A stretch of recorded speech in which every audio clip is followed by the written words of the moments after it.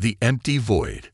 Ilara opened her eyes to the dim, flickering lights of the control room. The hum of the spaceship was weaker than she remembered, a broken rhythm that unsettled her.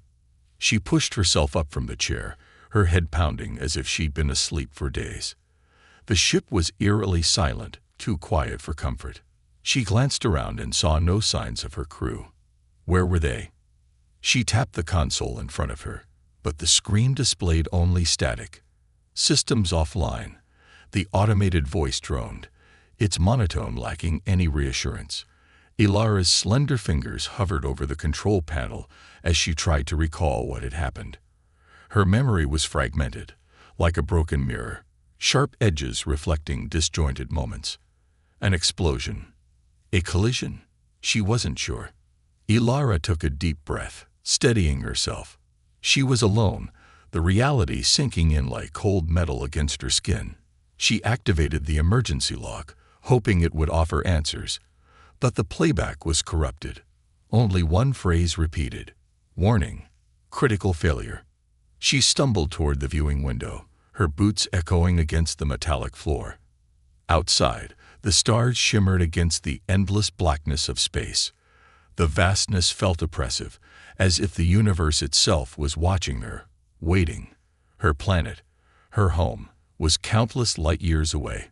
She was utterly alone, or so she thought. A faint signal pinged from the communications panel. Ilara froze. It wasn't from her ship. Someone, or something, was out there. She rushed to the panel and adjusted the frequency, her heart racing. The signal was weak, but it was definitely there. It repeated in intervals, a steady, rhythmic pulse, a distress signal. She leaned closer, her mind racing. The signal wasn't of her people's design. The technology was primitive compared to hers. She recognized it from her studies. Human. She hesitated. Humans were unpredictable, impulsive. Her species avoided them, deeming them too dangerous. But right now, Ilara had no choice. If she ignored this, she might never find help. Her hands trembled as she keyed in the coordinates. The source of the signal was nearby, a small human craft barely holding together. Its energy levels were critically low, and the hull showed extensive damage. The ship was on the verge of collapse. Ilara connected her ship's systems to the human craft's communication line. Static buzzed before a voice broke through. It was rough, strained, and distinctly human. "This is Commander Jack Matthews of the Odyssey. Is anyone out there?" The desperation in his tone was unmistakable. Ilara hesitated.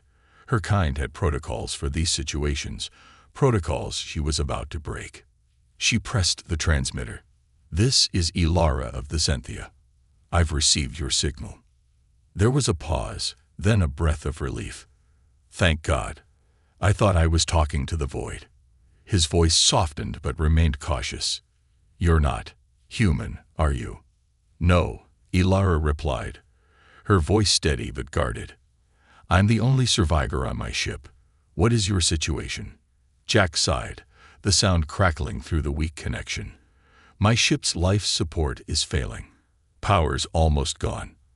I've got maybe a few hours left." He paused. "Can you help?"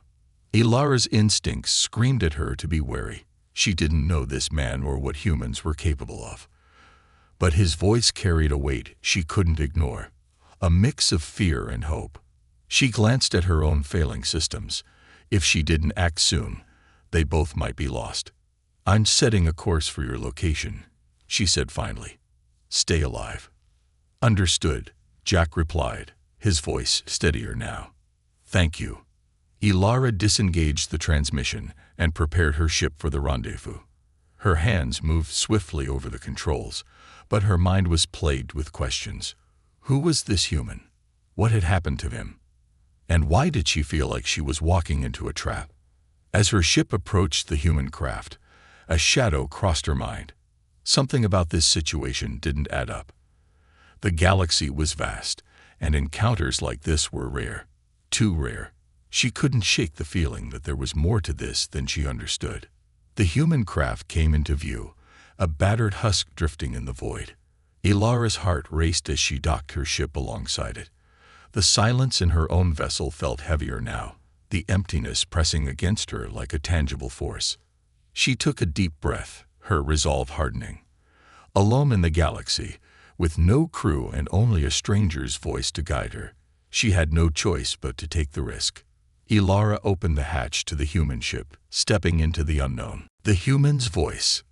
The docking hatch sealed shut behind Ilara with a metallic clang, leaving her standing at the threshold of the unknown. The air inside the human craft was stifling, laced with a faint tang of burnt circuits and something bitter she couldn't place. A low, rhythmic hum reverberated through the walls, the sound of a dying ship clinging to life. She glanced around, her sharp alien eyes scanning the dimly lit corridor. The space was cramped compared to her own vessel, designed with functionality over comfort. Loose wires dangled from overhead panels, and the walls bore scorch marks, signs of a recent struggle against disaster. Somewhere deeper inside, she could hear faint, labored breathing. Ilara. The voice crackled through the ship's speakers, startling her. It was the same voice she had heard earlier, low, gravelly, and undeniably human. "I see your ship docked. Are you aboard?" "Yes," she replied, her voice steady. She pressed a hand against her communicator. "Where are you?" A pause.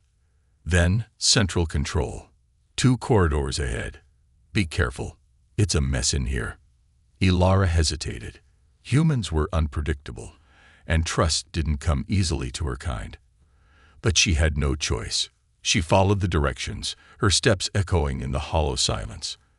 As she moved, she couldn't shake the feeling of being watched. The shadows seemed to shift and ripple along the walls, though she told herself it was just her imagination. When she finally reached the control room, the door slid open with a reluctant groan. Inside, slumped over a console, was a man. His uniform was tattered, and his face was pale, but his eyes were sharp and alert, locking onto her the moment she entered. For a second, neither of them spoke. "So, you're Ilara," he said at last, breaking the silence. His lips curved into a faint, tired smile. "Not exactly what I expected." "And you must be Jack," she replied, her tone cautious. She studied him. His kind had a reputation for recklessness, but there was something about him, a quiet determination, a refusal to give in to despair, that caught her off guard.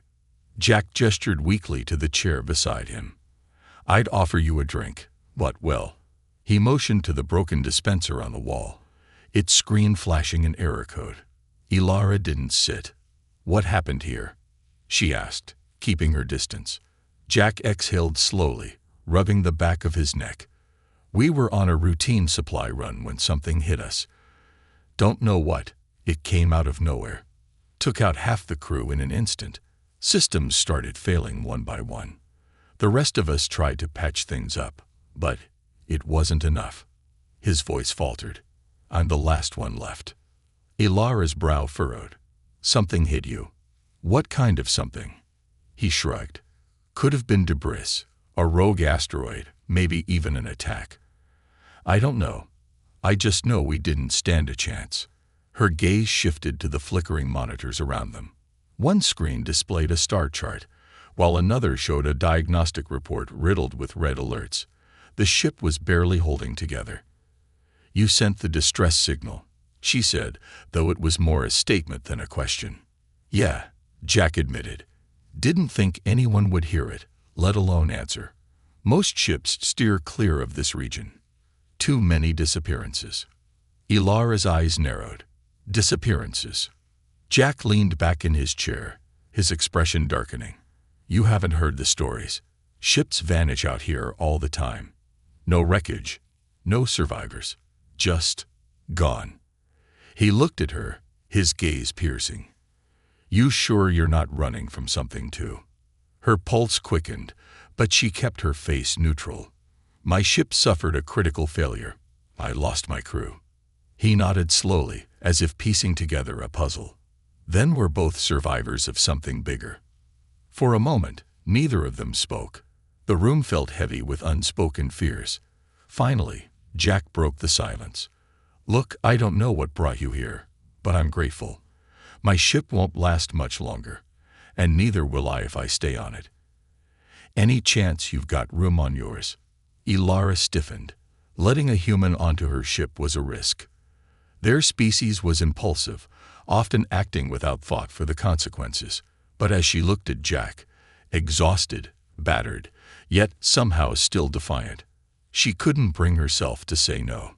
I'll consider it, she said carefully. But first, we need to stabilize your ship. If we're going to survive, we need every resource we can get. Jack grinned, though it was weak. Fair enough. You're the boss, Elara. She didn't return the smile. Instead, she turned to the console and began examining the ship's systems. The more she looked, the worse it got. Power levels were critically low, life support was barely functioning, and the hull integrity was compromised. But what truly unnerved her was the faint trace of an external signal, something that didn't belong. There's interference, she said, frowning. Something is affecting your systems. Jack's expression hardened. You think it's what hit us? I don't know, she admitted. But if it's still out there, we need to be ready. He nodded, his jaw tightening. Then let's get to work. As they began their repairs, the uneasy silence of the ship lingered, a constant reminder that they were not alone in the void. Something was watching them, waiting. And neither Elara nor Jack knew what it wanted, or if they could survive it. The silent enemy. The repairs began with urgency, each second feeling like a countdown to an unseen doom. Elara worked at a console, her deft hands navigating through alien and human interfaces alike. Jack crouched nearby, prying open a floor panel to reroute failing power lines. The room was silent but for the soft hum of tools and the faint buzz of the ship's failing systems. We need to stabilize the core output first, Elara said, her voice cutting through the tension. Without that, the rest of these repairs won't matter. Jack glanced up, sweat glistening on his forehead. You're the tech wizard. Just tell me where to be. Before she could answer, a low, guttural sound echoed through the ship. It wasn't mechanical. It was something alive. Elara froze, her alien senses heightened. Jack, too, went still, his hand tightening around the wrench he was holding. Did you hear that? Elara whispered. Jack nodded, his face pale. Yeah. And I wish I didn't. Elara straightened, her gaze sweeping the room. I thought you said you were alone on this ship. I am, Jack replied, his voice tight. At least I was. The sound came again, closer this time. A scraping noise, like claws dragging against metal. Elara's heart raced.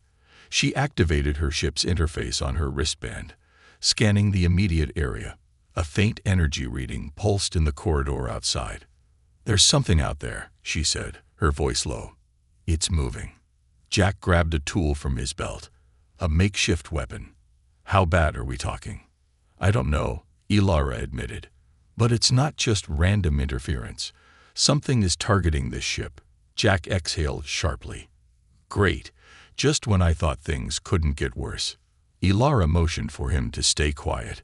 She moved toward the door, her footsteps light. Peering into the dimly lit corridor, she saw nothing at first. But then, in the corner of her eye, a shadow shifted unnaturally, too fluid for something solid. Her breath caught. Jack, she whispered. There's something.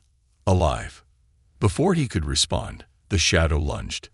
It moved with unnatural speed, a blur of darkness that slipped through the doorway like liquid. Elara barely had time to react, raising her arm to shield herself. Jack shouted, swinging his wrench wildly. The shadow recoiled, its form rippling like smoke before darting away into the corridor. What the hell was that? Jack panted, his eyes wide. Elara's mind raced. It's some kind of energy-based entity, she said, piecing together fragments of data from her scanner. It doesn't have a physical form, but it's capable of interacting with matter. Interacting. Jack scoffed. It almost tore my arm off. She ignored his sarcasm, focusing on her scanner. It's not just targeting us. It's feeding on the ship's systems. That's why everything is failing. Jack ran a hand through his hair, his frustration evident. So what do we do? You got some alien magic to deal with this thing. Ilara shot him a look. No magic, just science. If we can isolate its energy signature, we might be able to trap it. Might, Jack echoed. Not exactly comforting. It's the best option we have, she snapped. Unless you'd rather wait for it to finish us off. Jack muttered something under his breath, but nodded. Fine. What do you need me to do? She handed him a small device from her toolkit. Set this up in the central core. It will emit a counter-frequency to disrupt its energy flow. I'll work on stabilizing the power grid to keep it contained. And if this thing comes back? Jack asked. Then we improvise, Ilara said, her expression grim. They split up, Jack heading toward the core while Ilara stayed behind to monitor the systems. The ship felt even more oppressive now, the air heavy with tension. Every creak and groan of the metal seemed amplified, each shadow a potential threat. Jack moved quickly, the device clutched tightly in his hand. The core chamber was in worse shape than he expected. Sparks flew from exposed wires, and the room reeked of burning metal. He placed the device near the central console, activating it with a shaky breath. Device is live, he said into his communicator. What now? Hold your position, Ilara replied. I'm aligning the frequencies. As she worked, the shadowy entity reappeared. This time, it didn't lunge. Instead, it hovered near Jack, its form pulsating with a dark, eerie light. He froze, sweat dripping down his face. Ilara, he said, his voice trembling. It's here. Don't move, she instructed. The device needs time to charge. The entity seemed to sense Jack's fear. It darted closer, its amorphous form circling him like a predator toying with its prey. Jack gripped his wrench tightly, his knuckles white. Hurry up, Ilara, he shouted. Almost there, she replied, frantically adjusting the controls. The device emitted a sudden pulse, and the entity shrieked, a high-pitched, otherworldly sound that made Jack's ears ring. It recoiled, its form flickering violently. But instead of retreating, it surged toward the device, slamming into it with all its force. Sparks flew, and the device began to crackle. Ilara, it's destroying the trap, Jack yelled. Ilara's voice was calm but urgent. Fallback plan. Lure it to the docking bay. I'll vent it into space. You could have started with that, Jack retorted, already running toward the corridor. The shadow chased him, moving faster than before.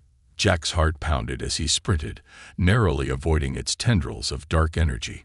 He burst into the docking bay, slamming his hand against the control panel to seal the doors behind him. Ilara, now, he shouted. The bay's airlock hissed as Ilara activated the venting sequence from her console. The entity howled, its form distorting violently as the vacuum of space folded toward the open hatch. With one final shriek, it was gone, expelled into the void. Jack collapsed to the floor, breathing heavily. Remind me never to pick up alien hitchhikers again. Ilara's voice came through the communicator, tinged with relief. The ship's systems are stabilizing. It's gone. For now, Jack muttered. Let's hope it stays that way. But as Ilara stared at her console, a faint, lingering energy signature suggested that their fight was far from over. Closer than expected. The ship was quiet again, but the kind of quiet that felt fragile, like it could shatter at the slightest sound. Ilara and Jack sat in the dimly lit mess hall, both too exhausted to speak for a while. The encounter with the shadowy entity had drained them physically and mentally, leaving an air of unease lingering between them. Outside the windows, the endless stars shone, indifferent to their struggles. Jack broke the silence first, leaning back in his chair with a heavy sigh. So, is this just another Tuesday for you? Alien monsters and death traps. Ilara gave him a sidelong glance. If this were normal, I wouldn't still be alive. Jack chuckled, the sound dry and tired. Fair point. He studied her for a moment, as if trying to piece her together. You don't talk much about yourself. What's your story? Ilara hesitated. Her species valued their privacy, and opening up to a human felt unnatural. But something about Jack's curiosity wasn't invasive. It was genuine. I was a scientist, she said slowly. A xenobiologist. My crew and I were studying uncharted regions of the galaxy, cataloging life forms. Then, the incident happened. The incident. Jack pressed gently. She looked away, her hands tightening around the edge of the table. An explosion. Or at least, that's what it felt like. One moment, everything was normal. The next, the ship was falling apart, and my crew was gone. Jack frowned, his expression softening. You don't remember what caused it? No, she admitted, her voice quiet. But now I wonder if it was the same thing that attacked your ship. That entity, it didn't feel natural. Jack nodded thoughtfully. Yeah, I've seen a lot of weird things in my time, but that was next level. Whatever it is, it's not done with us. The weight of his words hung in the air.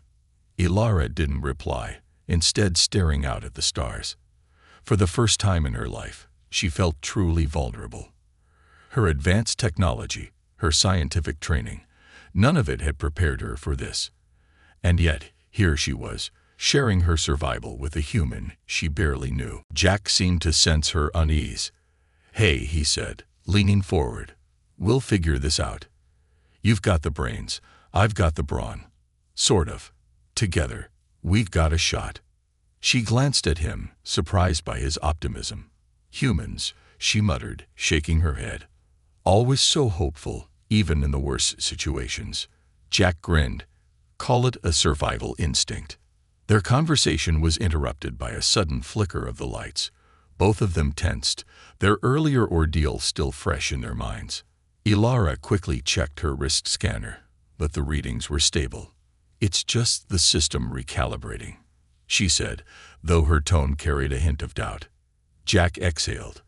You say that, but I've learned not to trust flickering lights on a spaceship. Ilara allowed herself a small smile. Noted. They returned to their tasks soon after, the fragile camaraderie between them growing stronger with each passing moment. Ilara dove into the ship's diagnostic systems, searching for any lingering traces of the entity. Jack focused on repairing critical components, his hands steady despite the fatigue weighing on him. As they worked side by side, Ilara found herself watching him more closely. His movements were efficient, his focus unwavering. Despite his rough exterior and sarcastic humor, there was a resilience in him that she couldn't ignore. He wasn't just surviving, he was fighting to live, and it was oddly inspiring. You're surprisingly resourceful, she said at one point, breaking the silence. Jack glanced at her, a smirk tugging at his lips. Is that your way of saying I'm not useless? Don't let it go to your head, she replied, though there was a trace of amusement in her voice. Their banter felt natural, almost comforting. For the first time since her ship's disaster, Ilara felt a glimmer of something she hadn't experienced in a long time. Hope. But their momentary reprieve was short-lived. As they moved to the engine room to inspect the power core, Ilara's scanner picked up a faint anomaly. She stopped abruptly, her eyes narrowing at the readings. What is it? Jack asked, noticing her hesitation. There's something here, she said, her voice low. It's faint, but it's similar to the entity's signature. Jack tightened his grip on the tool he was carrying. You mean it's still on board? I'm not sure, Ilara admitted. But if it is, it's hiding. Jack scanned the room, his muscles tensing. What do we do? Ilara didn't answer immediately. She was already formulating a plan, her mind racing. We need to force it out, she said finally. Draw it into a contained area where we can neutralize it. Jack raised an eyebrow. And how do you propose we do that? Ask nicely. No, Ilara said, her tone serious. We use ourselves as bait. Jack blinked. I was kidding. I'm not, she replied. It's drawn to energy sources and movement. If we can lure it to the cargo bay, I can activate a containment field strong enough to trap it." Jack stared at her, then sighed. "I'm really starting to regret answering that distress call." Despite his complaints, he followed her lead. Together, they set up a plan to guide the entity into the cargo bay. As they prepared, Ilara couldn't help but notice the way Jack carried himself. He might have been afraid. Who wouldn't be? But he didn't let it stop him. And in that moment, she realized she trusted him, perhaps more than she should. As they stood ready in the darkened corridors, waiting for the entity to show itself, Jack glanced at her and gave a small, reassuring nod. "Let's do this," he said. And for the first time, Ilara felt like she wasn't alone anymore. Trapped. The cargo bay was a cavernous expanse of shadows and machinery. Dim emergency lights flickered overhead, casting eerie patterns on the walls. Ilara and Jack stood at opposite ends of the room, their plans set but their nerves frayed. The silence was deafening, broken only by the occasional creak of the ship's hull as it shifted under the weight of its own fragility. Jack adjusted the small energy emitter strapped to his belt, his face tense. "You sure this is going to work?" Ilara's hands moved swiftly over the portable containment console she had dragged to the bay. "No," she replied bluntly. "But unless you have a better idea, we stick to the plan." "Great," Jack muttered, gripping a makeshift weapon, a heavy metal rod he had scavenged from the wreckage of his ship. "Love a good maybe plan." Ilara shot him a look. "The emitter will draw it out. When it gets close enough, the containment field should immobilize it. All you need to do is not get caught." Jack smirked, though it didn't reach his eyes. No pressure. The emitter on his belt began to hum, a low, rhythmic pulse that resonated through the room. It was a signal designed to mimic the ship's energy core, strong enough to attract the entity. Ilara's console displayed a faint blip on its scanner, the telltale sign of movement. "It's coming," she said, her voice tight. Jack's grip on the rod tightened. He scanned the room, his eyes darting to every shadow, every flicker of movement. The air grew heavier, colder, as if the entity's presence was sapping the warmth from the room. Then it appeared. The entity emerged from the far end of the cargo bay, a swirling mass of darkness and energy. Its form was fluid, shifting and rippling as it moved closer. Tendrils of shadow stretched toward Jack, drawn to the emitter's energy. He took a step back, his heart pounding. "Stay calm," Ilara instructed, her fingers flying over the console. "It's reacting to the emitter. Just keep it focused on you." "Easier said than done," Jack muttered, his voice shaking. The entity surged forward, its movements unnervingly fast. Jack dodged to the side, narrowly avoiding one of its tendrils as it lashed out.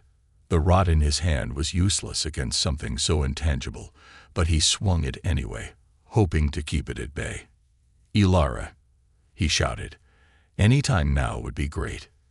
"I need a few more seconds," she replied, sweat beading on her forehead. The containment field required precise calibration, and one mistake could mean disaster. The entity was relentless, its tendrils whipping through the air as it closed in on Jack. He stumbled over a loose piece of debris, falling to the ground.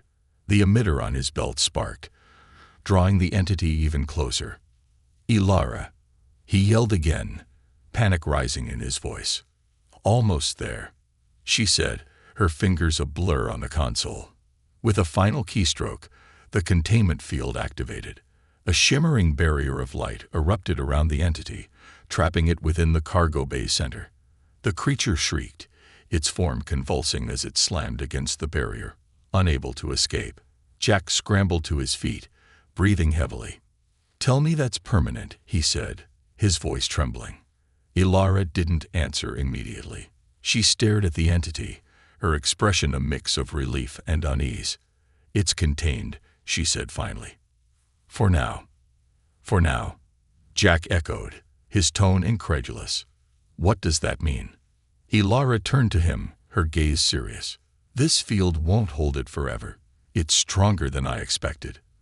We need to find a way to neutralize it permanently. Jack rubbed the back of his neck, frustration evident. Fantastic. So we're back to square one. Not exactly, Elara said. She gestured to the console, where readings from the entity's energy signature were displayed.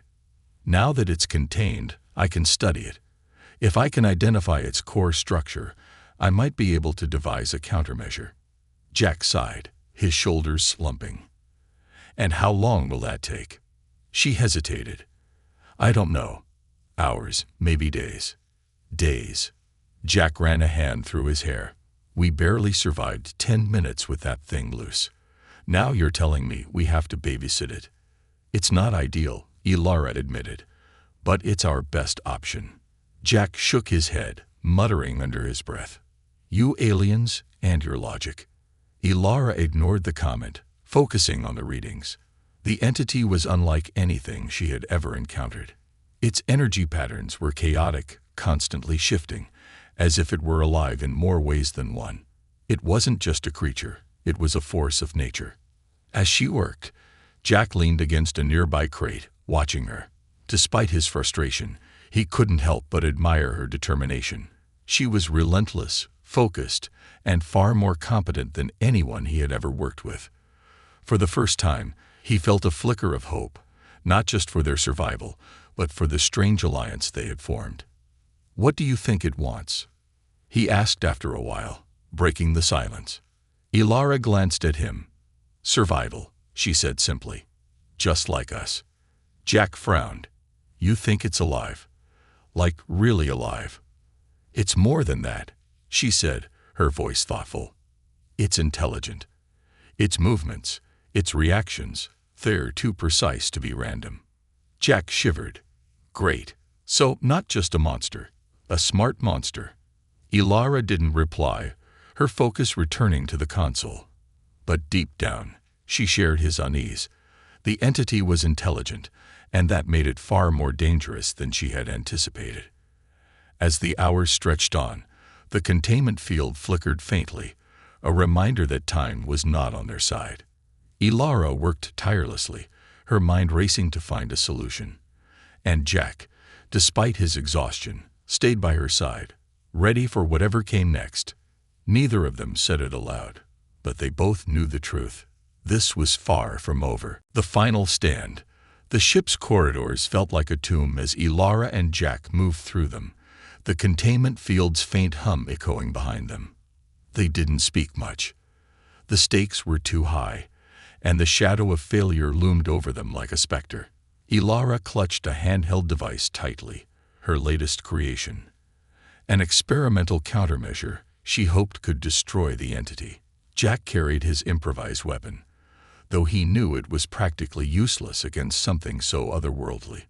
The plan was simple: lure the entity out of the containment field, force it into the engine room, and use the ship's energy core to overload its structure. The risk: everything. If the energy core destabilized during the process, the ship and their lives would be obliterated. We're insane for even trying this, Jack muttered as they reached the engine room's bulkhead. He wiped sweat from his brow, though the chill in the air made his skin crawl. You sure this thing will work? Elara didn't look at him, her eyes fixed on the device in her hand. No, she said honestly, but it's better than doing nothing. Jack gave a dry laugh, shaking his head. You've got a real knack for inspiring confidence, you know that. She glanced at him, a flicker of something soft in her usually guarded expression. You can still back out. Take an escape pod. Yeah, right, Jack said, rolling his eyes. Like I'd leave you to face that thing alone. Her lips twitched, almost a smile. Human stubbornness. Call it loyalty. Jack shot back, gripping his weapon tighter. Let's just get this over with. They stepped into the engine room, the massive energy core towering before them. Pulses of blue light coursed through its crystalline structure, the ship's heart beating faintly despite its weakened state. Elara moved quickly, placing energy nodes around the room, each one synced to her device. Jack stood watch, his eyes scanning every shadow for movement. Is it supposed to be this quiet? Jack asked, his voice barely above a whisper. No, Elara replied, her tone sharp with unease. It's too quiet. As if on cue, the containment field hum cut out, replaced by a deafening silence. Jack's breath hitched. Tell me that's part of the plan. It's not, Elara said, her hands trembling as she finished placing the last node. It's free. A low guttural sound filled the air, vibrating through the walls. The temperature plummeted, frost forming on the metal surfaces. Jack's flashlight flickered, the beam cutting through the dark, but revealing nothing. Then, from the corner of the room, the entity emerged. It was larger now, its shadowy form pulsating with dark energy. Tendrils lashed out, wrapping around the machinery, feeding off the ship's power. Its presence was suffocating, a weight that pressed down on them like gravity itself. Get ready, Elara said. Activating the nodes, the devices lit up, casting a web of blue light that crackled through the air. The entity shrieked, recoiling as the energy disrupted its form. Jack raised his weapon, his jaw clenched. How do we get it into the core? We push it, Elara said, her voice steady despite the chaos. She stepped forward, holding her device out like a shield. The entity lunged at her, but the nodes flared, driving it back. Jack moved to her side, swinging his rod at one of the tendrils as it lashed out. It passed through the shadowy mass, but the entity shrieked again, distracted by the motion. Over here, you ugly bastard, Jack shouted, waving his arms to draw its attention. The entity turned on him, its tendrils slamming into the ground where he had been standing moments before. Jack rolled to the side, narrowly avoiding the attack. Any time now, Elara. Elara adjusted the device, channeling the node's energy into a single focused beam. She aimed it at the entity, the concentrated light slicing through its form. The creature howled, its movements erratic as it recoiled toward the energy core. It's working, she called out, her voice filled with urgency. Keep it moving. Jack continued to taunt the entity, using himself as bait. Each swing of his rod, each deliberate movement, was calculated to keep it off balance. The entity followed, drawn by the energy and movement, until it was directly in front of the core. Elara, now, Jack yelled. Elara slammed her hand down on the device's trigger. The nodes fired in unison, sending arcs of energy into the core. The crystalline structure flared to life, its light blinding as it overloaded with power. The entity writhed, its form distorting violently as the core's energy consumed it. The ship trembled, alarms blaring as the overload pushed the core to its limits. We have to go, Elara shouted, grabbing Jack's arm. They ran, the ground shaking beneath them. The engine room erupted in a burst of light and sound as the core unleashed its energy. The force knocked them off their feet, sending them sprawling into the corridor. Jack groaned, pushing himself up. Please tell me that worked. Elara checked her scanner, her hands shaking. The entity's energy signature was gone. She let out a breath she hadn't realized she was holding. It's gone. Jack leaned back against the wall, his laughter a mix of relief and exhaustion. We actually did it. Elara allowed herself a small smile, though the weight of what they had done lingered. For now. Jack raised an eyebrow. For now. She met his gaze, her expression serious. We stopped it, but there could be more out there. This might not be the end. Jack sighed, shaking his head. You really know how to ruin a victory moment. Elara didn't reply, her eyes drifting to the stars visible through the ship's window. For the first time in a long while, she felt a flicker of hope. They had faced the darkness and survived, together. Whatever came next, she knew they would face it the same way, side by side. A new beginning. The aftermath of the battle left the ship battered and its occupants exhausted. The once shimmering energy core now lay dormant, a cracked, lifeless husk. Emergency lights cast a dim glow over the control room, where Elara and Jack sat side by side. For a moment, neither of them spoke. The silence wasn't oppressive this time. It was heavy with relief, tinged with exhaustion. Jack leaned back in his chair, staring at the ceiling. "I can't believe we're still here," he said, his voice hoarse. "I really thought we were toast back there." Ilara, still engrossed in her wrist console, didn't look up. The odds were against us. Jack turned his head to look at her. "You ever stop being so practical? You know, maybe celebrate the fact that we just survived an alien death cloud." She glanced at him, her expression softening. "Surviving isn't the same as winning. The entity's gone, but the damage is done." Jack gestured around them. "Sure, the ship's a wreck, we're running on fumes, and I'm pretty sure my ribs are bruised. But we're alive. That's got to count for something." For a brief moment, a faint smile tugged at Ilara's lips. "You humans always find a way to look on the bright side. Call it a survival skill," Jack quipped, though his smirk faded as he looked around. "So, what's the plan now, Captain?" Ilara sighed, leaning back in her chair. "We need to repair the ship's basic systems, stabilize life support, restore navigation, enough to get us to a safe zone." "And after that?" Jack asked, his tone more serious. She hesitated, her gaze dropping to her hands. "After that? I don't know. My mission is over. My crew is gone. My purpose—" She trailed off, her voice thick with unspoken emotion. Jack frowned, leaning forward. "Hey, you're still here. You've got a purpose, you just haven't figured it out yet." Ilara met his eyes, searching for the sincerity she heard in his voice. She found it, and something inside her shifted. "What about you?" she asked. "What will you do?" Jack chuckled softly. "Well, I was just a supply run guy. Nothing fancy. My ship's gone, so I guess I'm unemployed now. Maybe I'll start a new career as a space drifter."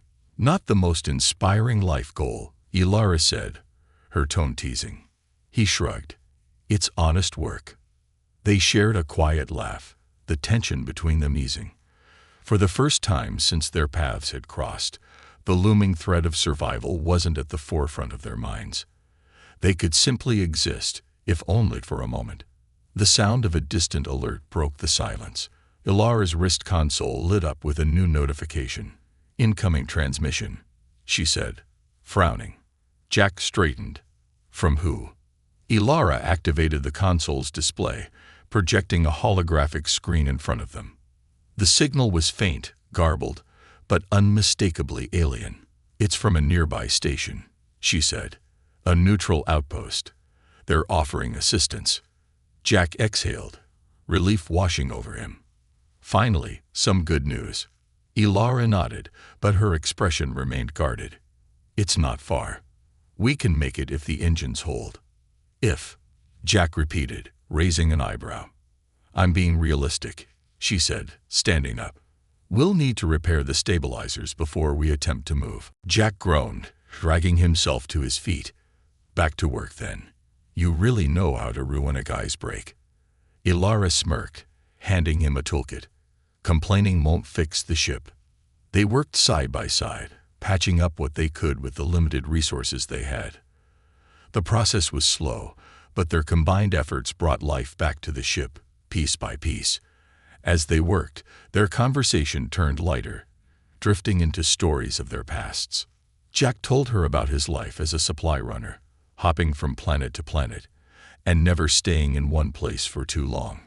Ilara, in turn, shared tales of her homeworld, its crystalline cities and sprawling bioluminescent forests. The more they talked, the more they realized how different yet similar their lives had been, both driven by a desire to explore the unknown. By the time they finished, the ship's systems hummed faintly, a sign of progress. Ilara activated the engines, and the vessel shuddered as it powered up. "That should be enough to reach the outpost," she said, relief evident in her voice. Jack leaned against the wall, wiping grease from his hands. "And after we get there?" Ilara hesitated, her gaze drifting to the stars beyond the viewport. "I don't know," she admitted, "but maybe we don't have to figure it out right away." Jack looked at her, a smile tugging at his lips. "You saying you're not kicking me off your ship?" She turned to face him, her expression thoughtful. "You're not the worst company, and you've proven useful." "High praise," Jack said with a mock bow. They shared a quiet laugh, the weight of their situation momentarily lifted. As the ship glided toward the outpost, a sense of tentative hope filled the air. They were survivors, thrown together by circumstance, but now they were something more, a team, maybe even friends. As the outpost came into view, its lights a beacon in the darkness, Jack glanced at Elara. "So, what do you say we make a deal? I stick around, help out, and you teach me how to work all this fancy alien tech."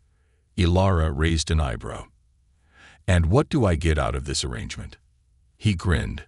"My winning personality, of course." She rolled her eyes but couldn't hide her smile. "We'll see."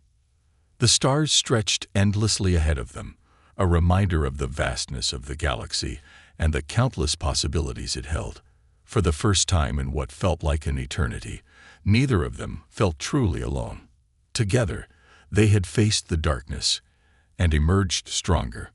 Whatever came next, they would face it side by side. And perhaps, in this vast and lonely galaxy, that was enough.